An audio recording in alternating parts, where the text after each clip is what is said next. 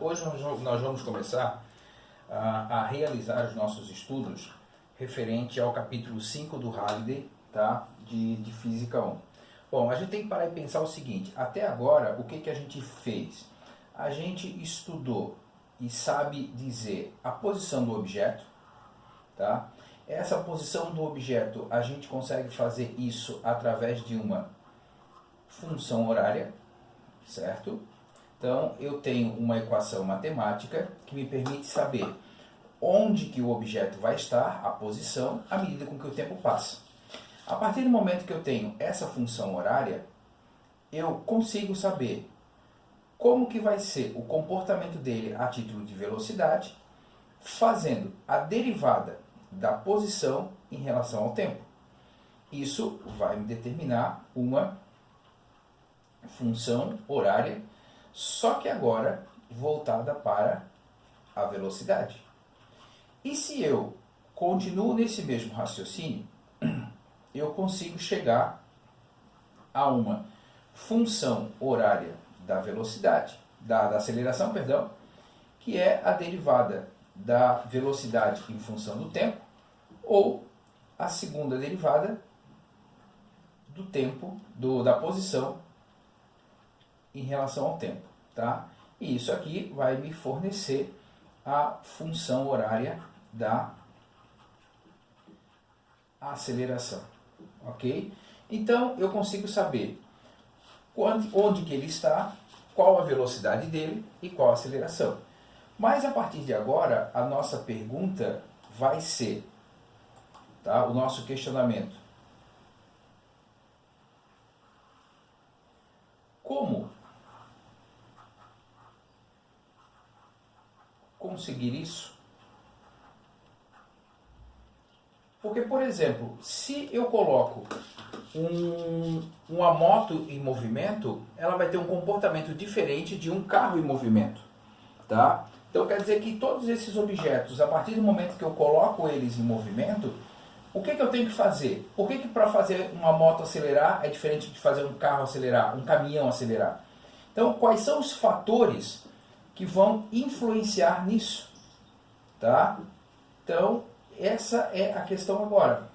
Como eu consigo alcançar isso e quais são os fatores que vão influenciar, perfeito? Bom, quando a gente começa a pensar nisso, a gente precisa pensar de imediato na mecânica newtoniana, tá? Então, o que a mecânica newtoniana faz? A mecânica newtoniana, ela apresenta uma relação entre a força e a aceleração, tá? Bom, essa mecânica newtoniana, ela é perfeitamente capaz de explicar todas as nossas situações cotidianas. Entretanto, quando a gente começa a discutir altas velocidades, aí eu preciso saber e conhecer a teoria da relatividade de Albert Einstein, tá? Então, para o nosso dia a dia rotineiro, tá? A mecânica newtoniana vai conseguir explicar muito bem como que acontece as relações entre força, velocidade, aceleração e massa sem o menor estresse. Se você, por exemplo, vai trabalhar num acelerador de partículas, se você, por exemplo, vai analisar os movimentos de planetas a grandes velocidades, aí você precisa levar em consideração a teoria da relatividade de Einstein, que daí já é outra história, tá? Bom, a mecânica newtoniana, basicamente, ela se divide em 3 leis. Então, vamos lá pensar na primeira lei de Newton, ok? Então, a primeira lei de Newton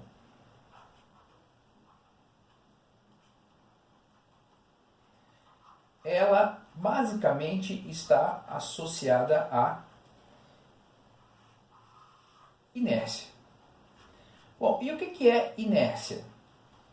A inércia, ela nada mais é do que uma propriedade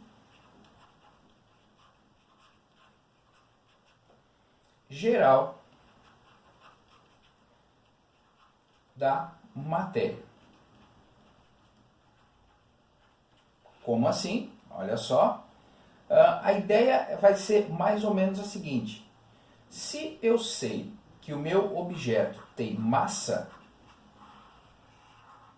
esse objeto vai ter inércia. Então, todo o objeto que tem massa tem inércia. Tá? E onde que vai aparecer essa questão da relação entre a massa e a inércia? A primeira lei de Newton, ela vai me dizer o seguinte, que todo o objeto que está em repouso tem a tendência de continuar em repouso, todo o objeto que está em movimento tem a tendência de continuar em movimento. Tá? Então, quando eu vou analisar essa situação de repouso e movimento, eu preciso pensar e ficar bem claro o seguinte. Bom, se a minha força resultante que está agindo sobre o corpo é zero, ele pode estar fazendo ou tendo duas situações possíveis. Ele vai estar em movimento retilíneo uniforme. O que é o movimento retilíneo uniforme? Ele vai estar em linha reta e com velocidade constante, tá? Ou ele vai estar parado. Ou seja, com uma velocidade igual a zero. Bom, essa situação aqui, normalmente as pessoas acabam esquecendo dela. Então você tem que tomar muito cuidado. Essa situação aqui é o que a gente conhece por equilíbrio dinâmico. Como assim que eu posso pensar numa situação dessa? Imagina que você está numa BR, linha reta, não está subindo nenhum morro, nem está descendo nenhum morro, nada, e você programa lá o seu carro para ele entrar no piloto automático. Então, enquanto o piloto automático estiver atuando, ele vai estar o tempo todo contrabalançando a força de resistência do ar, a força de resistência do atrito dos pneus com o chão e etc e tal, para que a velocidade se mantenha daquela forma, ok? Em compensação, quando ele está nessa situação, o que eu percebo? As forças de resistência do ar somadas às forças com que o motor está empurrando o carro para frente, faz com que a força resultante seja zero e eu consiga perceber isso. Tá? A outra situação possível é a questão do equilíbrio estático, que está associado quando eu estou parado. Tá? Então eu tenho o equilíbrio estático, tenho o equilíbrio dinâmico, e é isso que a gente vai analisar aqui para frente. Tá? Então aqui, ó, se a força resultante é zero, se a velocidade for nula, ele vai continuar parado devido à sua inércia. Tá? Se ele está se movimentando, ele irá continuar em movimento retilíneo uniforme, também devido à sua inércia. Tá? Então aqui no meu texto, a propriedade geral da matéria, que é a inércia. Então todo corpo que possui massa possui inércia. Agora, o que é importante?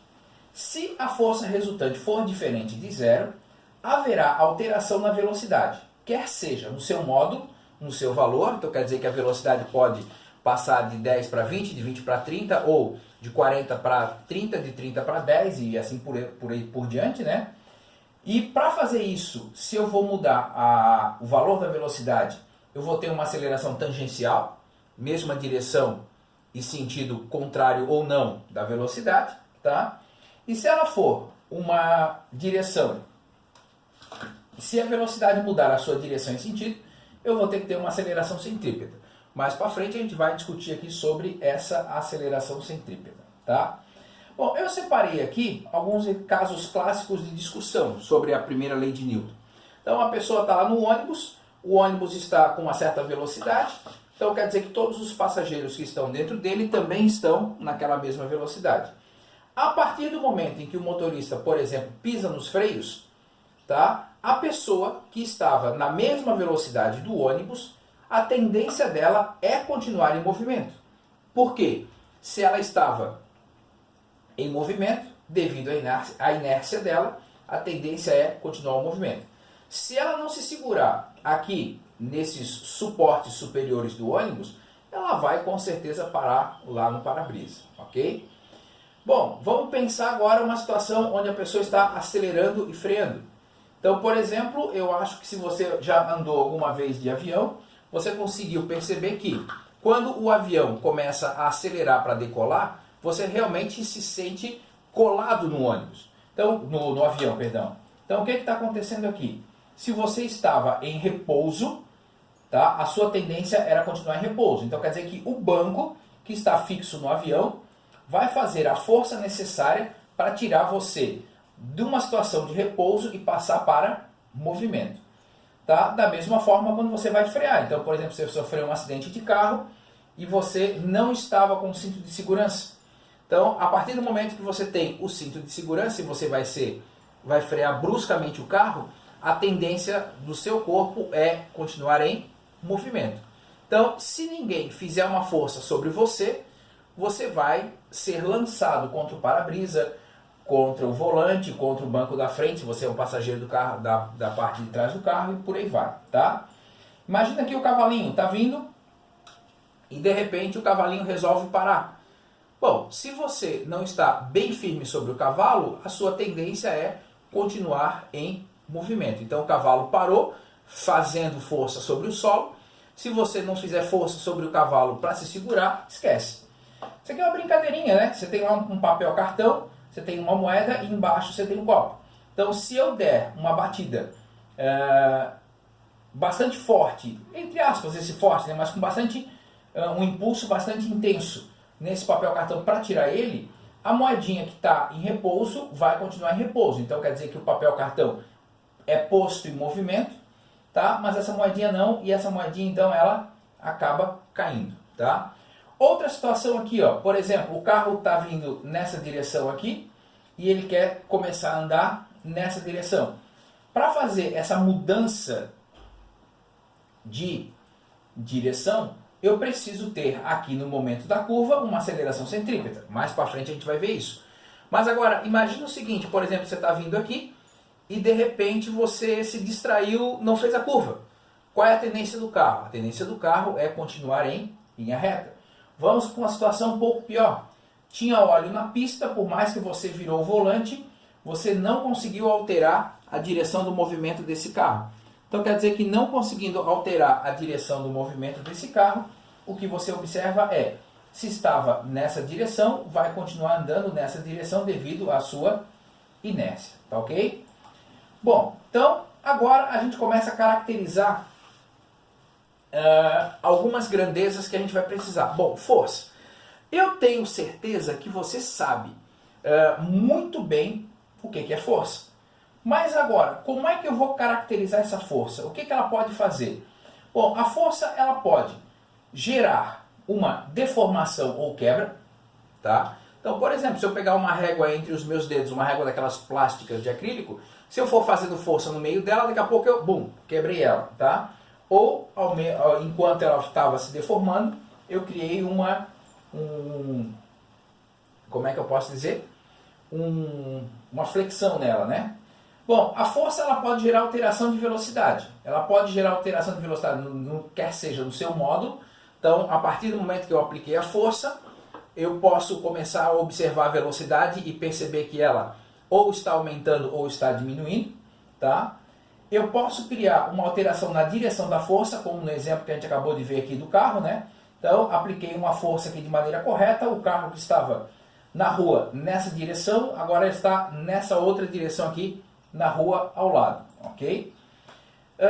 E também no sentido, por exemplo, se a caixa estava descendo uma rampa e eu quero fazer com que ela volte a subir a rampa, eu faço força, faço, ela para, e se eu continuo fazendo a força, essa caixa volta a subir como é que é? A minha rampa, tá? Bom, a unidade no sistema internacional é Newton, tá? Quilograma-força a gente usa, tanto é que, por exemplo, hoje, se a gente para olhar nos carros, se você vai ver os manuais dos carros, eles vão estar lá que o torque do carro é em tantos quilograma-força-metro. Tá? Hoje já estão trazendo em Newton-metro. Tá? E a relação aqui é que 1 Newton é igual a 9,8 kgf. Tá? Bom, A força, ela é uma grandeza vetorial, porque ela tem intensidade, direção e sentido, tá? Então, dessa forma, então, para a gente poder pensar em forças, eu não posso esquecer que eu preciso levar em consideração a intensidade, a direção e o sentido da força na hora de estar fazendo os meus cálculos, tá? Bom, os referenciais inerciais. O referencial inercial é aquele onde as leis de Newton são válidas. Basicamente, se você lembra do capítulo anterior, quando a gente discutia lá que dependendo do referencial, quando um está se movimentando em relação ao outro, a aceleração sempre era a mesma, tá? Os referenciais inerciais basicamente são aqueles que não estão sujeitos à aceleração. Então, se o meu referencial em relação ao outro está andando com velocidade constante, significa dizer que eu tenho o referencial inercial. Agora, se um está acelerando em relação ao outro, aí eu vou ter problemas e esse referencial, nesse caso, não vai valer as minhas leis de Newton. Aí eu preciso pensar como que eu vou fazer essa correção para usar as leis de Newton nesse referencial, tá? Bom, a massa. A massa nada mais é do que uma porção de matéria que eu tenho associada. A unidade de medida da massa é o quilograma, tá? Então eu vou ter uma quantidade de 2 kg, 3 kg, 4 kg e por aí vai, tá? Então a massa de um corpo é a propriedade relacionada que relaciona uma força que age sobre o corpo com a sua aceleração. Então quer dizer que isso vai aparecer aonde? Na segunda lei de Newton. Só para não passar em branco aqui, para você ficar atento, né? Peso não é a mesma coisa que massa. Vamos lembrar que agora você está fazendo um curso superior em engenharia, tá? E você precisa ficar atento quando você vai usar essa palavra massa ou essa palavra peso dentro dos seus relatórios técnicos que eventualmente você vai estar apresentando aí para o seu patrão, enfim, para a sua empresa, etc e tal, tá? Bom, a segunda lei de Newton, ele começa a associar força, massa e aceleração. Bom, então vamos lá pensar um pouquinho nisso daqui, tá? Então, olha só. Quando eu vou pensar na segunda lei de Newton, eu tenho o seguinte, que a minha força resultante é igual a massa vezes aceleração. Só que eu não posso esquecer que a força é uma grandeza vetorial e a minha aceleração também é uma grandeza vetorial. Isso me permite dizer que se a aceleração está numa determinada direção e sentido, a força resultante tem que estar também naquela mesma direção e sentido, tá? Então, a força resultante, ela nada mais é do que a soma vetorial, tá? De todas as forças que estão agindo. Então, por exemplo, eu estou analisando uma situação que tem 3 forças. Então, essa força resultante aqui, ela vai ser a soma da força 1 mais a soma da força 2 mais a soma da força 3. Como é que você vai somar essas forças? Aí você precisa ficar atento porque você vai ter que usar aquelas regras vetoriais que nós vimos lá nos capítulos 3 e 4 do Halliday ainda, da prova anterior, tá? Então isso aqui você precisa ficar bastante atento, ok? As unidades de medida. E aqui, deixa eu só voltar lá então, tá? As unidades de medida. Força. Nós já vimos que é o Newton, tá? Associado ao nome de uma pessoa precisa ser maiúsculo. A massa é o quilograma, tá? E a aceleração é o metro por segundo ao quadrado. Isso significa dizer que o Newton é a mesma coisa que quilograma vezes metro por segundo ao quadrado. Basicamente, no Sistema Internacional de Unidades, é isso que nós vamos usar, tá? Bom, agora nós temos aqui o exemplo 5.01. O exemplo 5.01, ele vai me dizer o seguinte, ó. Nas partes A, B e C da figura 5.3, uma ou duas forças agem sobre um disco metálico que se move sobre o gelo sem atrito, ao longo do eixo X, tá? Então, deixa eu só começar a anotar aqui as coisas, tá? A massa do disco é de 0,20 kg, então a massa do disco em todas as situações é de 0,20 kg em um movimento unidimensional. Tá? As forças F1 e F2 que atuam ao longo do eixo X têm módulos. Então, a força F1 em módulo está valendo 4 newtons. A força F2 em módulo está valendo 2 newtons. A força F3 faz um ângulo de 30 graus com o eixo X. Então, a força F3 ela está valendo 1 newton, tá? Entretanto, ela está aqui, ó. Ela está fazendo 30 graus com o eixo X. Então, aqui eu tenho a minha força F3. Aí ele pede qual a aceleração do disco em cada situação. Bom, então vamos lá. Na situação 1. Na situação 1, aqui está o meu disco, tá? E a força que está atuando ali é a força F1. Bom, pensando na segunda lei de Newton, o que eu tenho? Que a minha força resultante é massa vezes aceleração, tá? Para onde estiver a força resultante, para lá vai estar a aceleração. Nesse caso aqui, na direção e sentido do movimento, eu só tenho a minha força F1. Então isso significa dizer que a minha aceleração vai estar para lá, tá?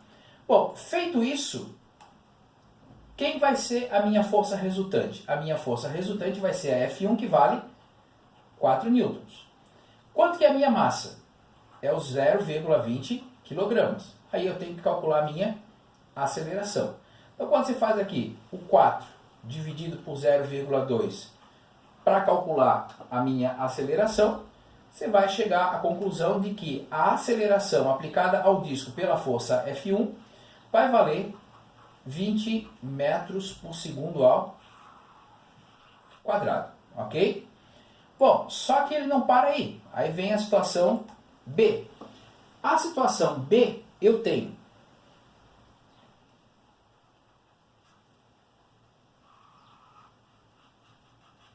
aqui está o meu disco, tá? Eu tenho a minha força F1 para cá. E eu tenho a minha força F2 para cá. Tá? Quando eu paro para olhar essas forças, a força F1 está valendo 4 newtons e a força F2 está valendo 2 newtons.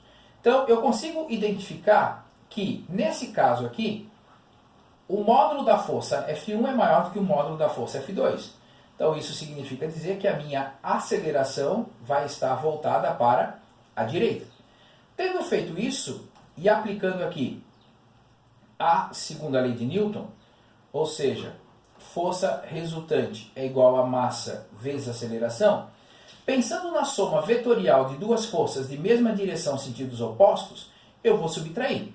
Aqui eu já vou colocar de maneira que o meu resultado vai dar positivo. Então o que eu vou fazer? Eu vou fazer F1 menos F2 igual a massa vezes aceleração. A força F1 está valendo 4 newtons, a força F2 está valendo 2 newtons, a massa é 0,20 vezes a aceleração, tá certo? Então aqui eu vou subtrair, tá? Aquele 0,20 que está multiplicando, ele vai vir para cá dividindo, e aí eu vou achar que a minha aceleração vai valer 10 metros por segundo ao quadrado. Fechou? Então, já fizemos a letra B, tá? A letra C, ele pede a seguinte situação. Então, deixa eu suspender aqui um pouquinho, tá? A letra C, eu tenho aqui está o meu objeto, tá? Eu tenho aqui a força F2 para cá.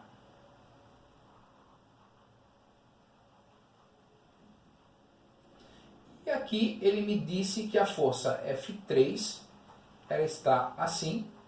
E aqui está o meu ângulo de 30 graus, tá certo?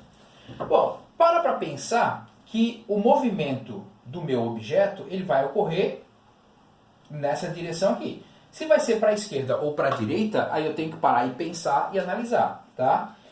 Bom, essa força F3 aqui, eu vou ter que decompor ela. Então aqui está a força F3x e aqui está a minha força F3y, tá? Bom, a força F3y, ela não vai contribuir nesse momento, já que está sem atrito, no meu movimento horizontal, mas essa força sim. Bom, sendo o F3x nesse triângulo aqui, o meu cateto adjacente, ele vai ser o F3 vezes o cosseno de 30 graus, certo? Bom, isso significa dizer que ela vai valer, quanto que vale a minha F3, só para recordar lá em cima, F3 vale 1 newton, né? Então vai ser 1 vezes 0,86, que é o cosseno de 30 graus. Então a minha F3x está valendo o módulo dela 0,86 newtons. A minha força F2 vale 2 newtons. Bom, então significa dizer que agora, fazendo a análise com 2 newtons puxando para o sentido esquerdo e 0,86 newtons para o sentido direito, significa dizer que a minha aceleração vai estar para lá. Então, se eu aplico a minha força resultante igual a massa vezes aceleração, então vai ficar F2 menos F3x igual a massa vezes aceleração, tá? Subindo aqui, então eu vou ficar com 2 menos 0,86 igual a 0,2 vezes a aceleração. Isso aqui significa dizer que eu vou ter uma aceleração de 5,7 metros por segundo ao quadrado. Bom, agora olha só. Uma consideração a ser feita a respeito do Rayleigh. Bom, o Rayleigh adotou aqui um sinal negativo, tá? Bom, a partir do momento que eu comecei a fazer e já sei para onde que vai estar a minha aceleração, se você deixar bem claro como que você fez e para onde que está aqui no desenho a aceleração, você não vai precisar, no meu ponto de vista, associar um valor positivo ou um valor negativo, tá? Como nós fizemos 3 cálculos distintos, tá? Para essas 3 situações, então isso, para mim, eu acho que é, nesse momento, perfeitamente passível de se entender quando você faz o desenho para onde está a aceleração, o desenho para onde está a aceleração, e o mesmo aconteceu aqui, tá certo? Então, aí se você quiser adotar o sinal negativo, ele vai estar associado à situação de que você sabe para onde que está, já adotou um referencial mais e menos ao longo do teu desenho, certo? Bom, agora olha só o que me diz o exemplo 5.02. Vou só abrir aqui, tá? O exemplo 5.02 que está na sequência, ele está me dizendo assim, ó.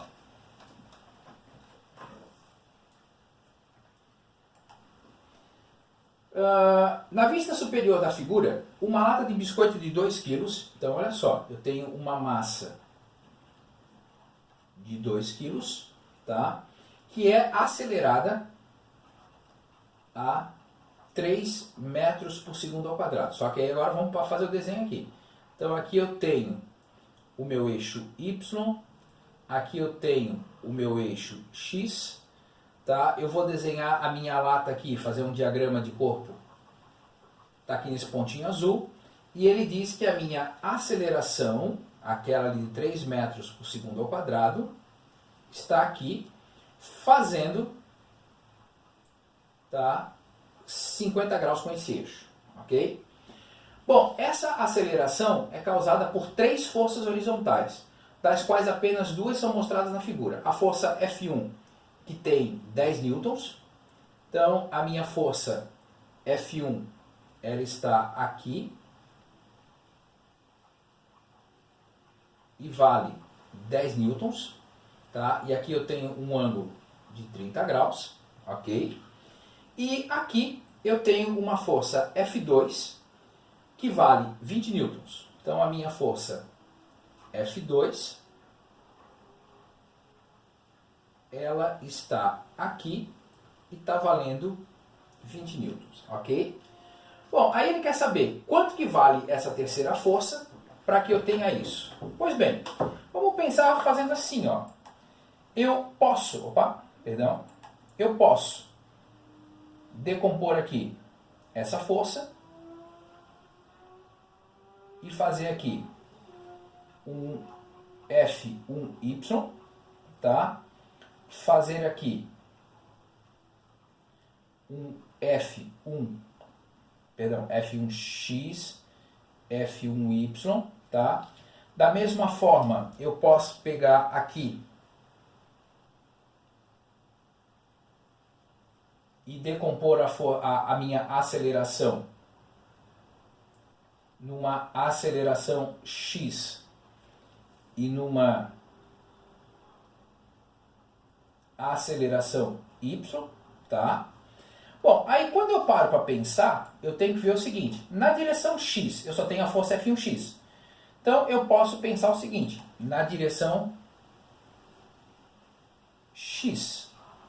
Bom, o meu F1X mais o meu F3X tem que proporcionar a minha aceleração X, tá? Na direção Y, o meu F1Y mais o meu F2, que já está na direção Y, mais o meu F3Y, tem que proporcionar a minha massa vezes a minha aceleração Y, tá certo? Bom, então deixa eu voltar aqui que eu já tenho alguns valores prontos, tá? Então aqui está a questão, ok? Então, se eu faço a decomposição na direção da aceleração, então a minha aceleração Y vai valer 2,29 metros por segundo ao quadrado, a minha aceleração X 1,92 metros por segundo ao quadrado. Se eu faço a minha decomposição da força F1, tá? A força F1X vai valer 8,6 newtons e a força F1Y vai valer 5 newtons. Bom, fazendo aquele mesmo cálculo lá na direção X e na direção Y. Então, a força resultante na direção Y, eu vou ter o F2, que está para lá. Eu vou ter o F1Y, que está para cá. Agora, eu tenho que levar em consideração os sentidos, né? Então, se eu adotei para cá positivo, a minha F1Y vai ser negativo, tá? E aí eu vou ter a minha F3Y.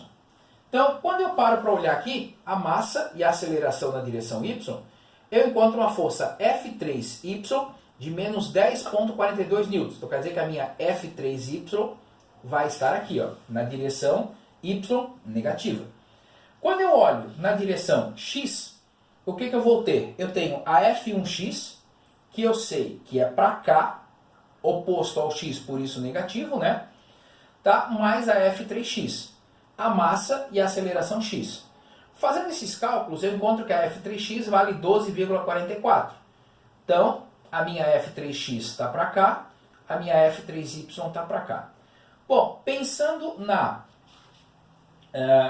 notação dos vetores unitários, então a minha F3 vai valer 12,44 na direção I, menos 10,42 na direção J. Pensando na notação módulo ângulo, eu vou ter que calcular o módulo, tá? Então, F3x ao quadrado mais F3y ao quadrado e a raiz quadrada. Tá aqui quanto que vale o F3, aqui, né? E para achar o ângulo, a tangente. Então, aqui eu tenho o meu triângulo retângulo, cateto oposto sobre cateto adjacente, tá? Então, o meu ângulo com o eixo X vai ser horário de 39,9 graus com o semi-eixo positivo X, tá certo? Pessoal, por hoje era isso. Bora estudar, bora fazer exercício. Tchau, tchau.